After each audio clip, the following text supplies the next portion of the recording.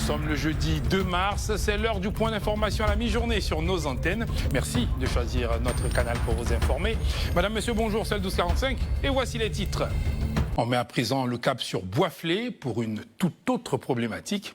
Le village Zagouta est nanti d'une association de veuves appelée l'association des veuves battantes de Boisflé.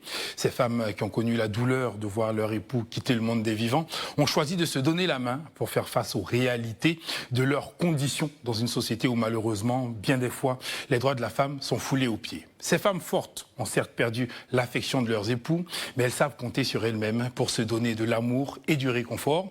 Et le 14 février dernier, jour de la Saint-Valentin, elles se sont retrouvées pour se réjouir et célébrer. Un acte fort qui n'a pas laissé insensible certains cadres de la région, vous le verrez. On suit Jessica Koné et Pierre Loy dans ce Zoom solidaire. Reportage. Après la disparition des époux, la femme se retrouve parfois sans soutien, abandonnée à elle-même avec une panoplie de charges, de la scolarité à la santé en passant par la nourriture et le logement. C'est la triste situation que vit la veuve Blandine, épouse Diomandé, malgré la présence des parents de son défunt mari. D'où l'idée de se mettre en association pour non seulement se connaître, mais surtout bénéficier des projets d'activités génératrices de revenus. Pour que les enfants vont aller à l'école, c'est moi qui m'occupe de ça. Je n'ai personne, je suis seule à faire. Mon fils ne travaille pas. Mon deuxième enfant, il est étudiant. C'est moi qui m'occupe de lui. Je fais tout. Mais c'est dans le charbon là. Je fais. Mais ce n'est pas beaucoup. C'est petit seulement. Mais au moins, je me débrouille pour qu'on va faire quelque chose. C'est ça, on demande pardon à les grands types. Ils vont nous aider un peu. C'est pour cela qu'on est là ce soir. Pendant la fête de Saint-Valentin, les veuves battantes de Boisflé se sont retrouvées à l'espace millionnaire pour se réjouir dans la cohésion et la paix. L'événement a été initié par cette association de plus de 300 membres, dédiée à leur autonomisation pour l'entretien de leur foyer, le soutien, la promotion et le développement de leur initiative entrepreneuriale. Des témoignages, des messages d'espérance ainsi que des sketchs portant sur leurs difficultés rencontrées dans l'exercice de leurs activités au quotidien ont marqué cette deuxième édition qui a tenu toutes ses promesses. Quand le président de la République est venu, il a envoyé plein de dons avec madame la première dame. Mais ils ont partagé par les fédérations, par les associations et par les handicapés. Ils n'ont pas parlé de les veuves ni les orphelins.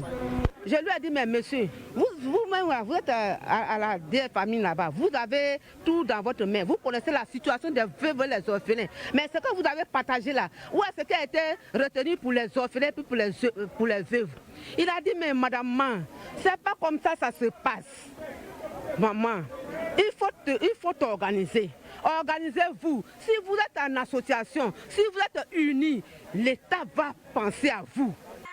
Comme le Messie, premier mari par excellence des veuves, Hippolyte Kwaku Nguesson, lui-même orphelin, est venu la main chargée de présents et du matériel pour le bon fonctionnement de l'association. Il a en outre exhorté les veuves à tourner la page pour commencer une nouvelle vie, à travers l'organisation et des projets d'activités génératrices de revenus. La vie est faite ainsi, mais la vie ne se limite pas là. S'il y a veuve, c'est qu'il y a orphelin. Donc je leur demande pardon de braver courage pour pouvoir subvenir aux besoins de leurs enfants. Et aussi, je lance un appel à tous les cadres, à tous les opérateurs économiques, d'aider aussi ces veuves, parce qu'elles-mêmes, là, elles s'entraident.